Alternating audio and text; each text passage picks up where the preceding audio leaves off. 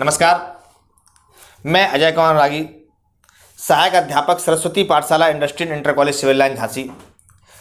आज हम आपको कक्षा 9 सामाजिक विज्ञान के अंतर्गत अध्याय 5 का अध्ययन कराएंगे।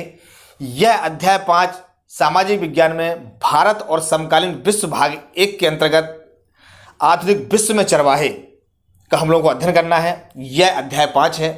तो आइए बच्चों, सबसे पहले हम ये जानने का प्रयास करते हैं कि इस पाठ को पढ़ने के बाद हम ऐसे कौन कौन सी तथ्य हैं जो सीख सकेंगे या उनको जान सकेंगे। यह भाग 2 भागों में बटा हुआ है। प्रथम भाग में हम आपको भारतीय चरवाहों के बारे में अध्ययन कराएंगे और द्वितीय भाग में औपनिवेशिक शक्तियों के कारण भारत और अफ्रीका में कि जो चरवाहे हैं उनके जीवन में क्या परिवर्तन आया उसका अध्ययन करेंगे। तो आइए सबसे पहले जानने का प्रयास करते हैं कि इस अध्याय को पढ़ने के बाद हम कौन कौन से ऐसे तत्व हैं, कौन कौन सी ऐसी बातें हैं जिनको जान सकेंगे, जिनको समझ सकेंगे या सीख सकेंगे। सबसे पहला है घुमंतू चरवाहों के बारे में जान सकेंगे, अर्थात घुमंतू चरवाहे क्या होते हैं उनके बारे में हम ज्ञान प्राप्त करेंगे।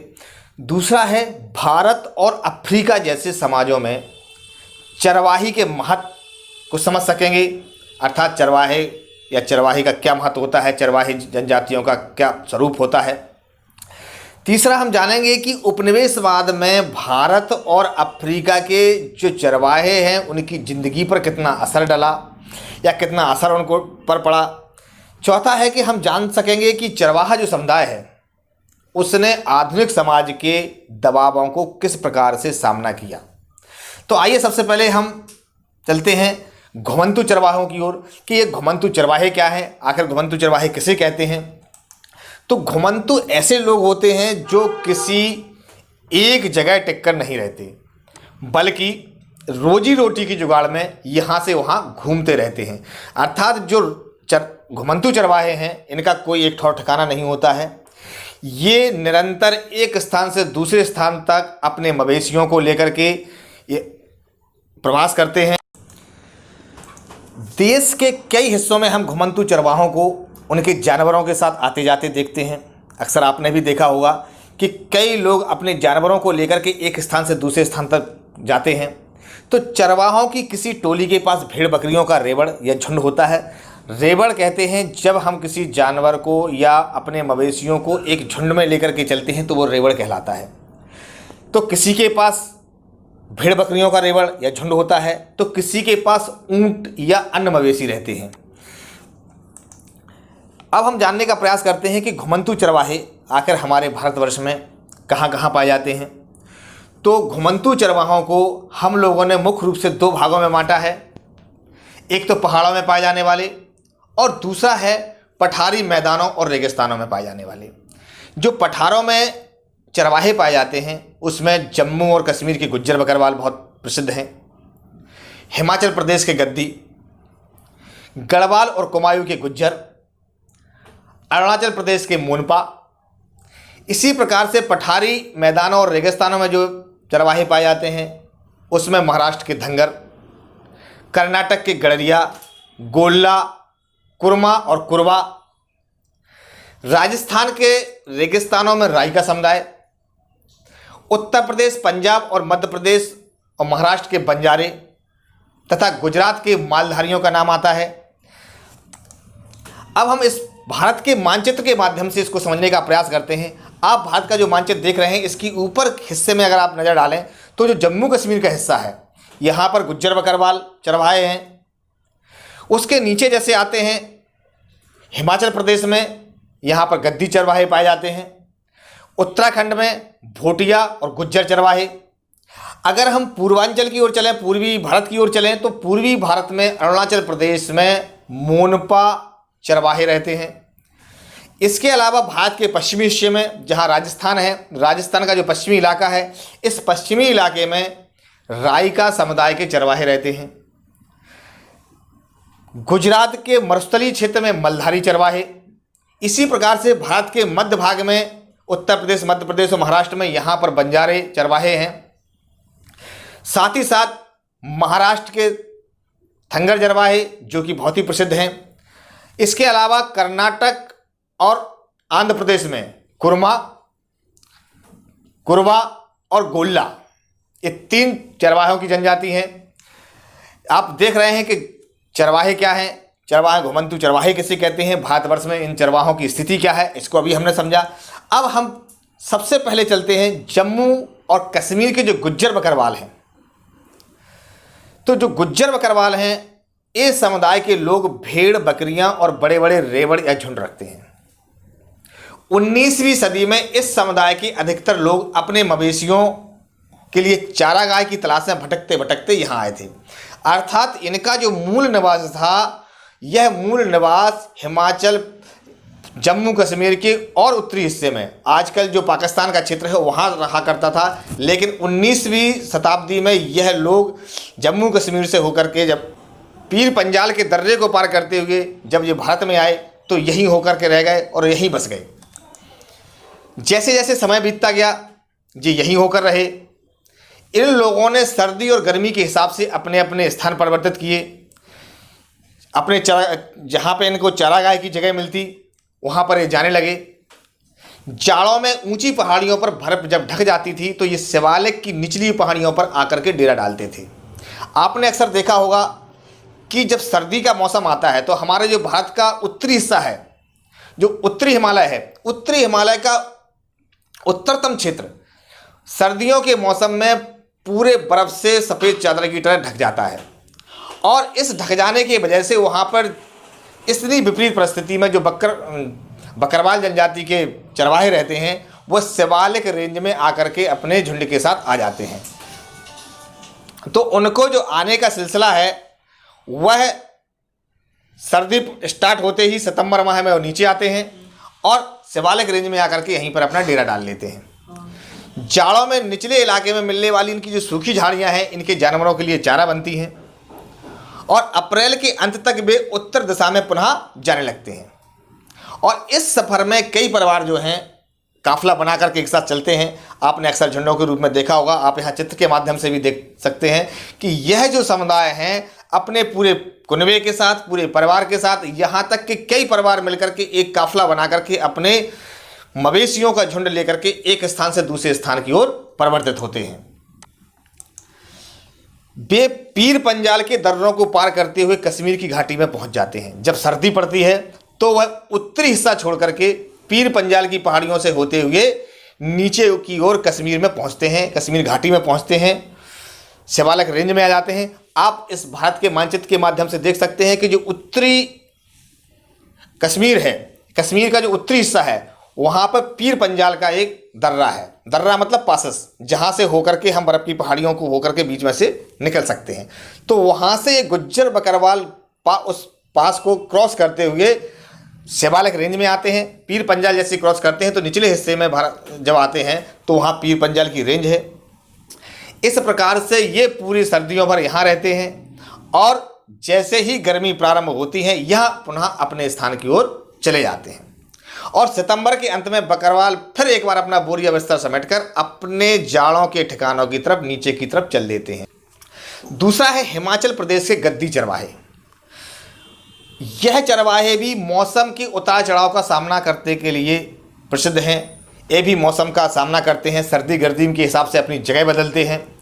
शिवालिक रेंज की निचली पहाड़ियों में अपने मवेशियों को झाड़ियों में चराते हुए पूरा अपना जाड़ा बिताते हैं और अप्रैल के आते आते वे उत्तर की तरफ चल पड़ते हैं और पूरी गर्मियां जो हैं लाहौल और स्पीति के ग्रामों में एक बार कुछ समय के लिए रुकते हैं। आप इस चित्र में देख रहे हैं ये लाहौल और स्पीति के ग्राम के क्षेत्र हैं जहां पर कि ये गद्दी चरवाहे हैं वह रुकते हैं और वहां पर खेती करते हैं। इस बीच यहाँ पर वो गर्मियों की फसल भी काटते हैं और सर्दियों की फसल की बुआई करके वे यहाँ से पुनः आगे की ओर बढ़ जाते हैं। यहाँ वे अपने रेवड़ पुनः मैंने बताया था पहले आपको कि झुंड, जो मवेशियों का झुंड होता है उसे रेवड़ कहते हैं, उसको लेकर के शिवालिक की पहाड़ियों में जाड़ों वाले चरगाहों में चले जाते हैं। अप्रैल में भेड़ बकरियां लेकर के वे दोबारा गर्मियों के चारागाहों की तरफ रवाना हो जाते हैं। इस प्रकार से ये भी सर्दी और गर्मी के हिसाब से अपने स्थान को परिवर्तित करते हैं। अपने जानवरों को लेकर के वो निचले हिस्से में आते हैं गर्मियों के समय में और जब सर्दियां होती हैं तो नीचे आते हैं और गर्मियों के समय में जो पुनः ऊपर के हिस्से की ओर चले जाते हैं। तीसरा जो मुख्य है वह है गढ़वाल और कुमायूं के गुज्जर चरवाहे। जैसा कि हम जानते हैं गढ़वाल और कुमायूं जो है वह उत्तराखंड के दो मंडल हैं। यह मूल रूप से उत्तराखंड के मूल निवासी हैं गुज्जर चरवाहे, और कुमायूं या गढ़वाली भी इनको कहा जाता है। यह दो मंडल जो वहाँ हैं कुमायूं गढ़वाल में रहते हैं। गुज्जर जो वास्तव में एक प्रकार के चरवाहे हैं और दक्षिण पश्चिमी तराई क्षेत्र में रहते हैं। तराई क्षेत्र क्या है और इसमें भावर और बुग्याल क्या है, अभी इसके बारे में हमें अध्ययन करना है। तो जो गुज्जर चरवाहे हैं वो सर्दियों में भावर के सूखे जंगलों की तरफ और गर्मियों में ऊपरी घास के मैदानों, जिसको कि बुग्याल कहते हैं, कि उसकी ओर चले जाते हैं। यहाँ के जो भोटिया, शेरपा और किन्नौरी समुदाय के लोग भी हैं, इस तरह के चरवाहे हैं। आप इस चित्र में देख रहे हैं यह गढ़वाल और कुमायूं के गुज्जर चरवाहे हैं जो एक स्थान से दूसरे स्थान पर मौसम के हिसाब से अपने आप को परिवर्तित कर रहे हैं, या मौसम के हिसाब से ये एक स्थान से दूसरे स्थान की ओर जाते हैं। अब हम यहाँ समझने का प्रयास करेंगे कि भावर क्या है और बुग्याल क्या है। भावर वास्तव में वह क्षेत्र होते हैं जो कि पहाड़ियों के निचले हिस्से के आसपास शुष्क और सूखे जंगल के इलाके हैं, जहाँ पर अर्थात सूखा है, शुष्क क्षेत्र है, उस क्षेत्र को भावर कहा जाता है। यह मुख्य रूप से गढ़वाल और कुमायूं के इलाकों की पहाड़ियों के पास निचले हिस्सों में पाए जाते हैं। और बुग्याल जो है यह ऊंचे पर्वतीय क्षेत्रों में स्थित होते हैं। ये विस्तृत चारागाह होते हैं जिसको कि हम लोग बुग्याल कहते हैं। पूर्वी गढ़वाल का जो बुग्याल है, जहाँ भेड़ चराई जाती है, बहुत ही प्रसिद्ध क्षेत्र है। यहाँ पर भेड़ों को चराने के लिए बहुत अधिक हरियाली है। यहाँ बहुत बड़ी चारागाह का क्षेत्र है जिसको कि बुग्याल कहा जाता है। इसके अलावा अरुणाचल प्रदेश की जो मोनपा चरवाहे हैं, अरुणाचल प्रदेश हमारे भारत का पूर्वी हिस्सा है, पूर्वी प्रदेश है। इस प्रदेश में मोनपा चरवाहे नाम की जनजाति रहती है। यह मोनपा जनजाति को तवांग जिला और पश्चिमी कोमांग जिले की आदिम जनजातियों में से एक कहा जाता है। ये याक, सुअर, गाय, भेड़ और जहाज जैसे घरेलू जानवरों को पालते हैं। जो कुछ मोनपा चरवाहे हैं जो अरुणाचल प्रदेश के सुदूर दूर के कोनों में पाए जाते हैं। तो यहाँ आप देखेंगे कि जो ये मोनपा चरवाहे का चित्र है, जो मोनपा चरवाहे अपने अरुणाचल प्रदेश की पहाड़ियों में अपने जानवरों को चरा रहे हैं। और जो भारत का पूर्वी हिस्सा है, रेड कलर से आप देख रहे हैं साइड, ये अरुणाचल प्रदेश है। अरुणाचल प्रदेश से डार्क जो हिस्सा दिखाई दे रहा है ये तवांग जिला का हिस्सा है और पश्चिमी कोमांग है। यहाँ पर यह मोनपा जनजाति रहती है। ये यहाँ पर चरवाहे रहते हैं और इसी क्षेत्र में ये अपने जानवरों को, झुंडों को लेकर के चराते हैं। आइए बच्चों, अब हम इसके बाद जो आगे का हमें अध्ययन करना है वह है पठारों, मैदानों, रेगिस्तानों में पाए जाने वाले चरवाहे। अभी हमने पहाड़ों में पाए जाने वाले चरवाहों के बारे में अध्ययन किया। ऐसा नहीं है कि सिर्फ जो चरवाहे हैं वो पहाड़ी इलाकों में ही पाए जाते हैं। इसके अलावा यह पठारों में, मैदानों में, रेगिस्तानों में भी पाए जाते हैं। जैसा कि हमने भारत के नक्शे में आप लोगों को दिखाया था कि पूरे संपूर्ण भारत में हर क्षेत्र में चरवाहे पाए जाते हैं। उनका जनजीवन अलग है, उनका रहने सहने का स्थान अलग है। जो पहाड़ों और रेगिस्तानों में चरवाहे पाए जाते हैं उसमें सबसे प्रमुख है महाराष्ट्र के धंगर। एक चित्र में आप देख सकते हैं, ये महाराष्ट्र के धंगर चरवाहों का चित्र है। यह धंगर महाराष्ट्र का एक जाना माना चरवाहा समुदाय है। 20वीं सदी के शुरुआत में इस समुदाय की जो आबादी थी वो लगभग 4,76,000 थी।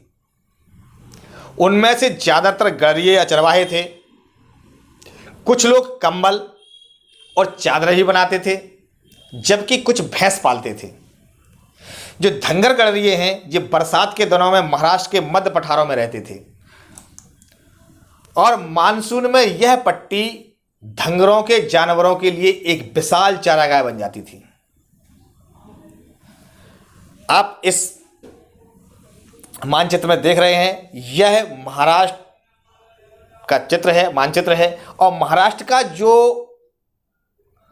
पश्चिमी हिस्सा है जिसको कि हम लोग कोंकण तट कहते हैं, तो अक्टूबर के आसपास क्या है, ये धंगर जो है बाजरे की कटाई करते थे और चारागाहों की तलाश में पश्चिम की तरह चल पड़ते थे।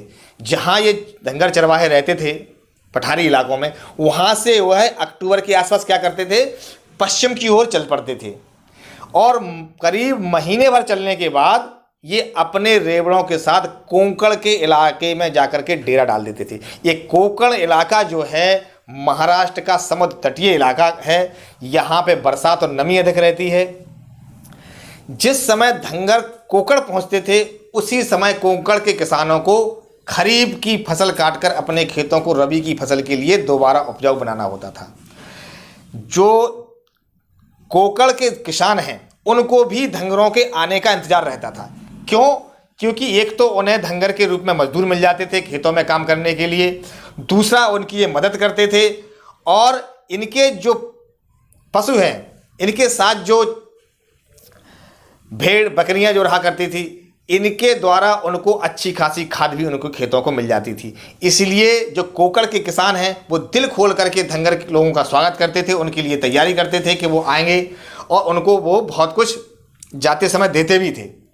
तो धंगरों के जो मवेशी हैं खरीफ की कटाई करने के बाद खेतों में जो बची हुई ठूठ होती है को खाते थे, और उनके गोबर से खेतों को खाद मिल जाती थी।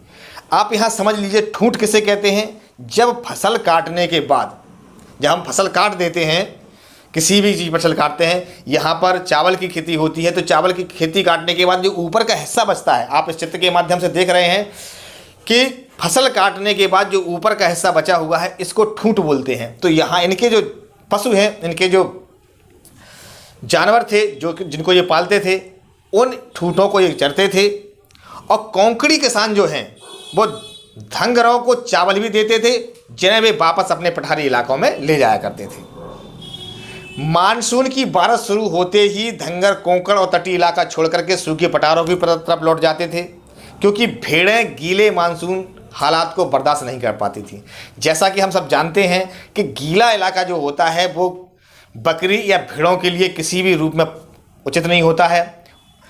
यहाँ पर सिर्फ भैंस ही पाली जा सकती है जहाँ पर बरसात का सीज़न हो, जहाँ गीला इलाका हो। और जहाँ भेड़ और बकरियाँ पालने की बात होती है तो भेड़ और बकरियाँ पालने के लिए सिर्फ सूखे स्थान की आवश्यकता पड़ती है। तो इसके बाद धंगरों की जो हमारे चरवाहे हैं, धंगर चरवाहे के बाद कर्नाटक और आंध्र प्रदेश के गड़रिया, गोल्ला, कुरमा और कुरवा समुदाय आते हैं। आप इस नक्शे के माध्यम से देख सकते हैं भारत का जो मानचित्र है। भारत के मानचित्र का जो दक्षिण हिस्सा है कर्नाटका का, आंध्र प्रदेश का, यहाँ पर कुरमा, गोल्ला और कुरवा समुदाय के लोग इन दोनों प्रदेशों में रहते हैं। मुख्य रूप से इसमें गड़ेरिया होते हैं जो मवेशी ये भेड़ और बकरियों को पालते हैं। यहाँ का जो गोल्ला समुदाय है, ये गोल्ला समुदाय के लोग गाय और भैंस को पालते हैं, जबकि कुरमा और कुरवा जो समुदाय यहाँ का है वो भेड़ बकरियों को पालते हैं और हाथ से बुने हुए कंबल बेचते हैं। तो ये लोग जंगलों और छोटे छोटे खेतों के आसपास रहा करते हैं। वे अपने जानवरों की देखभाल के साथ साथ कई दूसरे काम धंधे भी करते हैं। ये लोग बरसात और सूखे मौसम के हिसाब से अपनी जगह बदलते हैं। आपने देखा होगा पहाड़ों के जो चरवाहे थे वह सर्दी के हिसाब से अपना स्थान बदलते थे, लेकिन यहाँ के जो चरवाहे हैं ये लोग बरसात और सूखे मौसम के हिसाब से अपनी जगह बदलते हैं। तो सूखे महीनों में वे तटीय इलाकों की तरफ चले जाते थे, जबकि बरसात शुरू होने पर वे वापस वहीं चल देते थे। इसके बाद हमें अध्ययन करना है उत्तर प्रदेश, मध्य प्रदेश और महाराष्ट्र के बंजारों का। बंजारा समाज जो है इनकी संख्या जो है महाराष्ट्र, कर्नाटक, आंध्र प्रदेश, राजस्थान, गुजरात और उत्तर प्रदेश तथा मध्य प्रदेश में सर्वाधिक है। बंजारों की खासियत यह होती है कि यह किसी एक स्थान को स्वीकार नहीं करते हैं, अर्थात किसी एक स्थान पर रहना ये उचित नहीं समझते हैं। यह हमेशा ये कोशिश करते हैं कि इस स्थान को छोड़ करके फिर ये पुनः किसी अन्य दूसरे स्थान पर पहुँचें जहाँ कर कि इनके मवेशियों को अच्छी से अच्छी सुविधा मिल सके, उन्हें चारागाह मिल सके, उनके मवेशी अच्छे से अच्छा भोजन प्राप्त कर सकें, तंदुरुस्त रह सकें।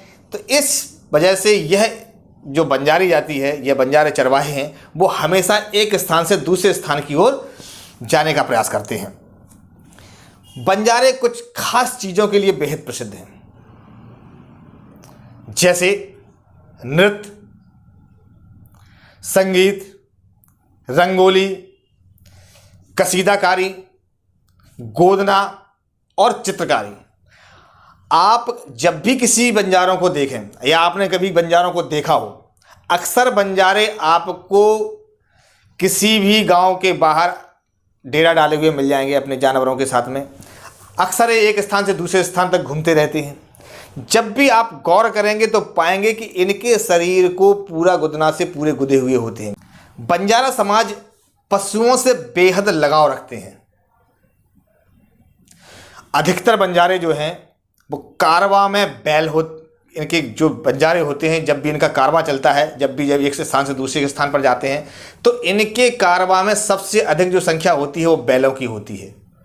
वो अस्थायी घर बना करके रहते हैं, वो अपने घरों को बदलते रहते हैं। जब एक स्थान से दूसरे स्थान तक जाते हैं तो वो अपने बैलगाड़ी के ऊपर एक घरनुमा बना के चलते हैं, उससे वो एक स्थान से दूसरे स्थान तक निकल के जाते हैं। तो इस प्रकार से जो बंजारे हैं वह बंजारे पशुओं को लेकर के, अपना पूरा कारवां लेकर के, अपना रहन सहन की सारी सामग्री लेकर के एक स्थान से दूसरे स्थान पर अपने वो पशुओं के साथ में, अपने जानवरों के साथ, अपने मवेशियों के साथ स्थान से दूसरे स्थान तक परिवर्तित होते हैं। इसके अलावा जो हमें अध्ययन करना है वह है राजस्थान के रेगिस्तानों में राई का समुदाय। यह राजस्थान के पश्चिमी इलाके में रेगिस्तानी इलाकों में पाए जाने वाला सबसे प्रसिद्ध चरवाहा समुदाय है। आप यहाँ देख सकते हैं राजस्थान का ये मानचित्र है। राजस्थान के मानचित्र में राय का समुदाय पाया जाता है। यह मुख्य रूप से रवारी, रेवारी, रायका, इसको गोपालक या मालधारी या देवासी के नाम से भी जाना जाता है। यह जो प्रजाति है यह अति प्राचीन प्रजाति है। जो उत्तरी राजस्थान, जो जयपुर और जोधपुर संभाग है, इन्हें जयपुर और जोधपुर संभाग में रायका के नाम से जाना जाता है। रायका खेती के साथ साथ चरवाही का भी काम करते हैं। तो जो रायका समुदाय राजस्थान का है वह ऐसा नहीं है कि सिर्फ चरवाहे पर ही डिपेंड है। यह चरवाहे के साथ साथ खेती का इनका काम है, ये खेती भी करते हैं। आप देखेंगे कि ये बरसात जब होती है तो बरसात में बाड़मेर, जैसलमेर, जोधपुर और बीकानेर के जो रायका हैं अपने गांव में ही रहते हैं, क्योंकि इन समय इन लोगों को, इनके पशुओं को, इनको मवेशियों को चारा मिल जाता है। और अक्टूबर आते आते जब ये चारागाह सूखने लगते हैं, जब तक वहाँ पे पानी है, जब तक वहाँ पे संसाधन है, बारिश है, जब तक वहाँ पे मौसम हरा भरा है, जब तक उनके मवेशियों को चारा मिल रहा है, तब तक वह इन क्षेत्रों में रहते हैं। और जैसे ही अक्टूबर आता है, जब उनके चारागाह उनके सूखने लगते हैं, मवेशियों को चारा की आवश्यकता होती है, तब यह एक स्थान से दूसरे स्थान की ओर जाते हैं। तो नतीजन क्या होता है कि यह लोग नए चरवाहे की तलाश में एक इलाके से दूसरे इलाके की तरफ जाने लगते हैं। और जब तक कि अगली बरसात ना होती है, और अगली बरसात के समय, जब अगली बरसात आने का समय होता है, तब ये पुनः अपने स्थान की ओर लौट आते हैं। तो रायकाओं का जो सबसे बड़ा तबका है यह ऊंट पालता है, जबकि कुछ रायका जो हैं वो भेड़ और बकरियां पालते हैं। आप इस चित्र में देख सकते हैं, यह पश्चिमी राजस्थान के थार रेगिस्तान में चराते हुए रायका समुदाय के लोग हैं जो कि ऊँट को चरा रहे हैं। यहाँ पे यह ऊँट जो है यहाँ की सूखी और कटीली झाड़ियों के सहारे यहाँ पे अपना जीवन यापन करते हैं। इसके अलावा जो हमें अध्ययन करना है वह है कच्छ, गुजरात के मालधारी। गुजरात में जो पश्चिमी गुजरात का क्षेत्र है वहाँ पर मालधारी चरवाहे रहते हैं, मालधारी समुदाय का समुदाय पाया जाता है। यह गुजरात में एक ऐसी घुमंतू जाति है जिसके लोग अपने जीवन काल में, कहा जाता है कि पृथ्वी के 4 चक्कर लगाने की समान यात्रा कर लेते हैं। अर्थात यह एक ऐसी भारतवर्ष की जनजाति है, ऐसी भारतवर्ष की एक चरवाही जाति है जो हमेशा अपने जानवरों के साथ चलती ही रहती है, अपने मवेशियों को साथ एक स्थान से दूसरे स्थान तक चलती रहती है। इसलिए कहते हैं कि इनका जो जीवन काल होता है 70-80 साल का, इस पूरे जीवन काल में लगभग एक इस पृथ्वी के 4 चक्कर के बराबर अपनी यात्रा स्वयं की कर लेते हैं। वे प्रकृति के अनुकूल जीवन जीते हैं, इसलिए उनका जीवन जो है लंबा होता है। आम जो जीवन है उन जीवन से इनका जीवन अधिक लंबा होता है। अगर कोई 70-80 साल जीता है तो गुजरात की जो घुमंतू जाति है, ये मालधारी जाति है, ये लगभग 100 साल के लगभग अपना जीवन यापन करती है। यहाँ आप चित्र में देख रहे हैं, यह चारा गाय की तलाश में मालधारी चरवाहा है, जो कि चारागाह की तलाश में इधर से उधर प्रवास कर रहा है। मालधारी जो शब्द है ये वास्तव में 2 शब्दों से मिलकर बना है। पहला शब्द है माल। यहाँ माल जो है वो क्या है, पशुधन है उनके लिए। दूसरा शब्द धारी, यानी कि धारण करना। इस तरह से मालधारी शब्द जो है वो पशुओं को धारण करने वाले से अर्थात पशुपालन करने वाले से बना हुआ है। ये गाय भी पालते हैं, भैंस पालते हैं, ऊंट, बकरी जैसे पशुओं को पालते हैं। यहाँ आप देखिए, ये मालधारी चरवाहे अपनी बन्नी भैंस के साथ हैं। यहाँ कहा जाता है कि जो मालधारियों के पास जो बन्नी भैंस ये पालते हैं, बहुत फेमस भैंस होती है, सबसे अधिक दूध देती है, सबसे अधिक जीवित रहती है। तो बन्नी भैंस इन लोगों की सबसे प्रिय भैंस।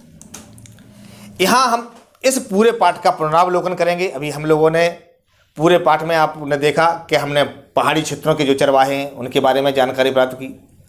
दूसरा, पठारी, पहाड़ी के अलावा पठारी, मैदानी और रेगिस्तानी इलाकों में कौन कौन से चरवाहे पाए जाते हैं उनके बारे में जाना। अब एक पूरा सार हम इस चैप्टर का देखते हैं कि भारत में जो घुमंतू चरवाहे हैं वह किस क्षेत्र में कौन कौन से हैं। जैसे कि गुज्जर बकरवाल का जो चरवाहे हैं, इनका जो क्षेत्र है वह जम्मू व कश्मीर है। दूसरा, गद्दी जो चरवाहा समुदाय है यह हिमाचल प्रदेश में पाया जाता है।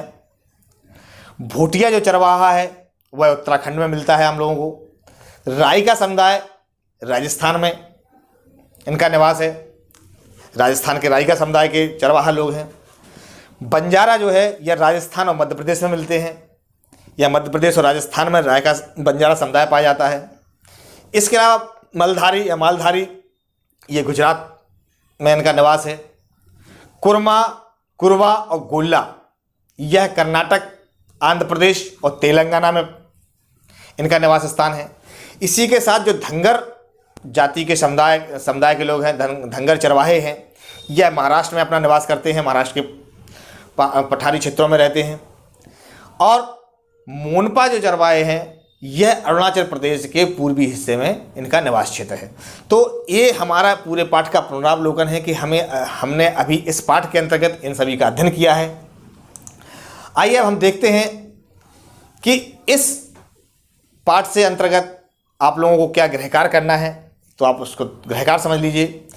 सबसे पहले बच्चों, आपको 2 प्रश्नों के उत्तर अपने लिखना है। आप इस पूरे पाठ का अध्ययन कर चुके हैं, हम आपको 2 प्रश्न दे रहे हैं गृहकार्य के लिए, आप इसको अवश्य कीजिएगा।